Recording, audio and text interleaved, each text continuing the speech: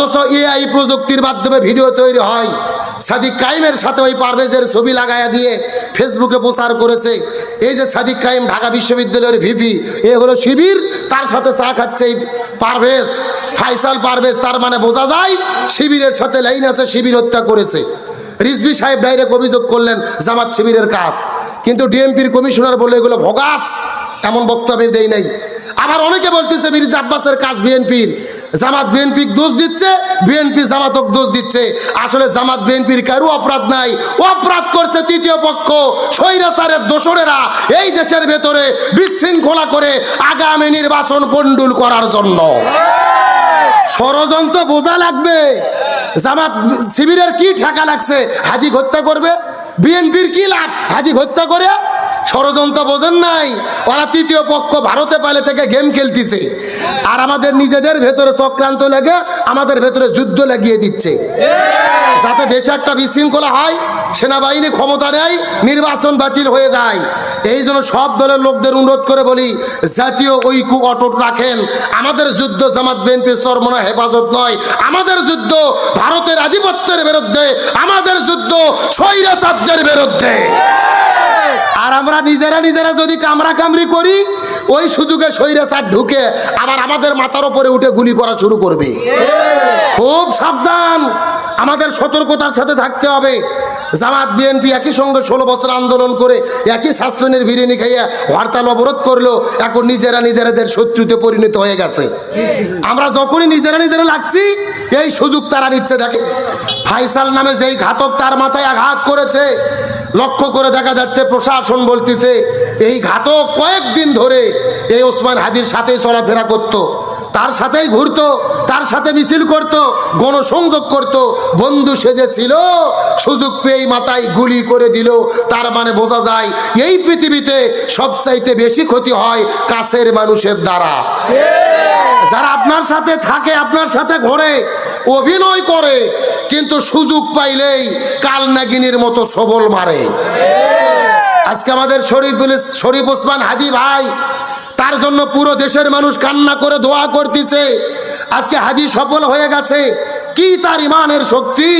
কয়েকদিন আগে তিনি বক্তব্য দিয়েছিল, আমি 50 বছর বাঁচতে চাই না, সিংহের মতো গর্জন দিয়ে 5 বছর বাঁচতে চাই। আল্লাহ আকবার বলেন। কি তার যুবকের ইমানের শক্তি! বলেছিলেন আল্লাহ ছাড়া কাউকে ভয় করি না, মৃত্যুর ফায়সালা হয় আসমান থেকে, আমাকে কেউ দমিয়ে রাখতে পারবে না, তবে আমি যদি মারা যাই তোমরা আমার সন্তানকে একটু দেখে রেখো। আজকে ওসমান হাদিকে গুলি করা হলো, কি তার অপরাধ? অপরাধ একটাই, অনেকেই বিক্রি হয়ে গেছে, কিন্তু ওসমান হাদি কারু কাছে বিক্রি হয় নাই।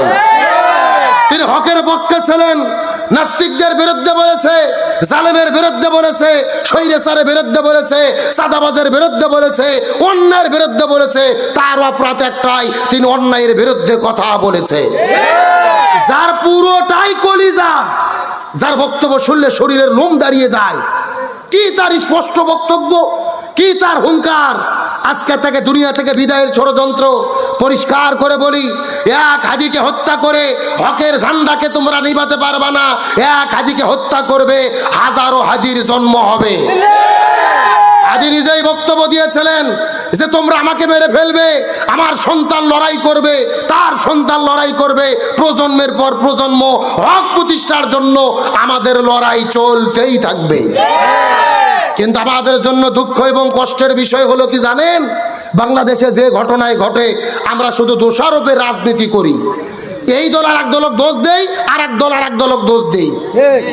এই যে আমাদের নিরপরাধ ভাই শরীফ হাদিকে যারা গুলি করলেন, এদের বিচার আমরা দেখতে চাই কি চাই না? ডক্টর মোহাম্মদ ইউনূস সরকারকে বলতে চাই, 2000 শহীদের উপরে দাঁড়িয়ে ক্ষমতা গ্রহণ করেছেন, আজকে আপনারা শরীফ হাদিকে নিরাপত্তা দিতে পারতেছেন না। জুলাই যোদ্ধাদের যদি নিরাপত্তা দিতে না পারেন, আপনাদের ক্ষমতায় থাকার কোনো অধিকার নাই। কিভাবে ক্ষমতায় বসে আছেন? এই ছাত্রগুলো জীবন দিয়ে আপনাদের ক্ষমতায় বসালো, আজকে শরীফ হাদিকে গুলি করেছে, আগামীকাল হাসনাতকে মারবে, তারপরের দিন সার্জিসকে মারবে। এদের টার্গেট হলো জুলাই যুদ্ধদের শেষ করে দেওয়া। সুতরাং আমাদের একতাবদ্ধ থাকতে হবে। জুলাইদের উপরে কোনো আঘাত, যুদ্ধদের উপরে কোনো আঘাত আমরা মেনে নেব, সারা দেশ ফুঁসে উঠবে। সুতরাং আমাদের ঐক্যবদ্ধ থাকবো ইনশাল্লাহ। বলেন তাহলে বলতেছিলাম ইবাদত কত প্রকার, আরো জোরে বলেন। আমার বন্ধুগণ, মুসলমান ভাইরা, গভীর মনোযোগ লক্ষ্য করুন। ইবাদত পাঁচ প্রকার। 1 নম্বর ব্যক্তিগত ইবাদত, 2 নম্বর পারিবারিক ইবাদত, 3 নম্বর সামাজিক ইবাদত। সামাজিক ইবাদতটা বোঝানোর জন্য একটা দৃষ্টান্ত দিচ্ছিলাম। হযরত আব্দুল্লাহ ইবনে মুবারক এই যে সামাজিক ইবাদত পালন করার কারণে তার সম্মানগুলো বৃদ্ধি করে দিলেন কে? এই জামালপুরের মুসলমান, কথাগুলো অন্তর দিয়ে ভালো করে বোঝার চেষ্টা করবেন। এই জায়গার মধ্যে শেষ নয়, কিছুদিন পরে লক্ষ্য করে দেখা গেল এই আব্দুল্লাহ ইবনে মুবারক আল্লাহ তাআলা ডাক দিলেন, তার মৃত্যুর সময় হয়ে গেল। এই আব্দুল্লাহ ইবনে মুবারক এই দুনিয়ার মধ্য থেকে বিদায় নিয়ে চলে গেলেন। তার জানাজার মধ্যে হাজার হাজার মানুষ আসলেন, তার জন্য দোয়া করলেন, কান্না করে করে তার লাশটাকে সুন্দর করে কবরের মধ্যে দাফন করে দেওয়া হলো।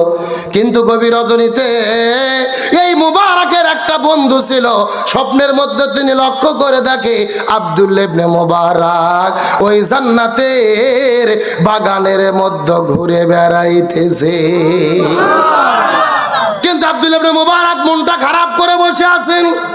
এই বন্ধু জিজ্ঞেস করে বলেন, আব্দুল্লাহ ইবনে মুবারক, তোমার মনটা খারাপ করার কারণটা কি তোমার কাছে জিজ্ঞেস করি বলো তো? আব্দুল্লাহ ইবনে মুবারক ডাক দিয়ে বলে, আমার মনটা খারাপ করার কারণ হলো আমি যেই দিন মারা গিয়েছি, আমার গ্রামে আমার বাড়ির পাশে একটা কামার ছিল, ওই কামারটাও মারা গিয়েছে। একই সঙ্গে আমাদের দাফন কাফন হয়েছে, একই সঙ্গে আল্লাহ আমাদের জান্নাত দান করেছে।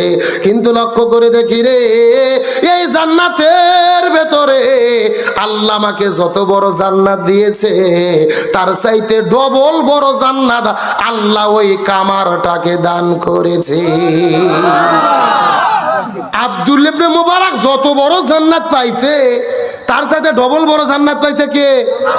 কামার। ছিলেন না আপনারা? লোহা গলায় যারা দা বটি চাকু তরোয়াল তৈরি করে। এ গভীর মনোযোগ লক্ষ্য করুন। হঠাৎ করে এই বন্ধুটার ঘুম ভেঙে গেল সকালবেলা। ঘুম থেকে ওঠার পরে কামারের বাড়িতে গেলেন তদন্ত করার জন্য। যাওয়ার পরে লক্ষ্য করে দেখে ওই কামারের বাড়ির মধ্যে কামারের স্ত্রী আছে। স্ত্রীকে ডাকতে বলে, চাচি আপনার কাছে জানতে চাই, আপনার স্বামী হলো কামার, অথচ আব্দুল্লাহ ইবনে মুবারকের চাইতে ডবল বড় জান্নাত আল্লাহ তাকে দান করেছে। এর পেছনে কারণটা কি? তার জীবনে কি কি আমল ছিল বলেন তো দেখি। স্ত্রী ডাকতে বলে, হুজুর আমি আমার স্বামীর জীবনের ভেতরে তেমন কোনো আমল দেখতে পারি নাই, কিন্তু মাঝে মধ্যে তার জীবনে আমি আমল দেখেছি 2টা। জোরে বলেন কয়টা? আরো জোরে। কোন 2টা আমল করার কারণে এই সাধারণ কামার আব্দুল্লাহ ইবনে মুবারকের চাইতে বড় জান্নাত পাইলো? আমাদের জানার দরকার আছে না নাই? আলোচনা কি চলবে না কষ্ট হচ্ছে আপনাদের? এই যে দাঁড়িয়ে আছে, ওরা কারা? ওরা কারা? কোথা থেকে এলো? এ যুবক ছেলেবেলা একটু বসো দেখি, সামনে আসো দেখি। এ যে যেখানে আছেন বসে পড়েন। হ্যাঁ, গভীর মনোযোগ লক্ষ্য করুন। তাহলে বলতেছিলাম ইবাদত কত প্রকার, এ মুখস্থ করেন, কিছু শিখতে হবে। 1 নম্বর ব্যক্তিগত ইবাদত, 2 নম্বর পারিবারিক ইবাদত, 3 নম্বর সামাজিক ইবাদত, 4 নম্বর হলেন রাজনৈতিক ইবাদত। যারা বলেন কি ইবাদত? এই যে এই ওয়াজ করলেই যত বিপদ। অনেকের মনের মধ্যে প্রশ্ন, হুজুর রাজনীতির ভেতরে আবার ইবাদত ঢুকলো কেমনে? এমন প্রশ্ন আছে না নাই? অনেকেরই কিন্তু ধারণা আছে রাজনীতি আলাদা, ইবাদত আলাদা, ইসলাম আলাদা, রাজনীতি আলাদা। এটা সম্পূর্ণ ভুল ধারণা। আল্লাহর কোরআন বলেছেন, ইন্না আনজালনা ইলাইকাল কিতাবা বিল হাক্কি লিতাহকুমা বাইনান নাস বিমা আরাকাল্লাহ। হে রাসূল, আমি আপনার প্রতি কিতাব নাজিল করেছি, এই কোরআনে সব সমস্যার সমাধান আছে। ব্যক্তি, পরিবার, সমাজ, রাষ্ট্র, রান্নাঘর থেকে শুরু করে সংসদ পর্যন্ত, জন্ম থেকে শুরু করে মৃত্যু পর্যন্ত যত সমস্যা আপনি কোরআন দিয়ে সমাধান করেন। চিৎকার করে বলেন আল্লাহু আকবার। তাহলে আমরা বলবো সব সমস্যার সমাধান আপনারা বলবেন দিতে পারে আল কোরআন, বললে কি কষ্ট হবে? সব সমস্যার সমাধান, সব সমস্যার সমাধান, তার মানে সোজা কথা, জমিন যার আইন চলবে তার। কিন্তু অনেক নেতাই কিন্তু বক্তব্য দেয় দেখবেন যে কোরআনের সাথে রাজনীতির কোনো সম্পর্ক নাই। আমি মনে করি যারা বলে কোরআনের সাথে রাজনীতির সম্পর্ক নাই, আমি মনে করি তাদের সাথে কোরআনের কোনো সম্পর্ক নাই। আবার অনেকেই বলে আমরা শরিয়া আইনে বিশ্বাস করি না। নাউজুবিল্লাহ কোন? শরিয়া আইন মানে হলো কোরআনের আইন, শরিয়া আইন মানে হলো হাদিসের আইন, শরিয়া আইন মানে হলো সুন্নাতের আইন। সুতরাং যারা বলে শরিয়া আইন বিশ্বাস করি না, এরা কখনো মুসলমানের বাচ্চা হতে পারে না।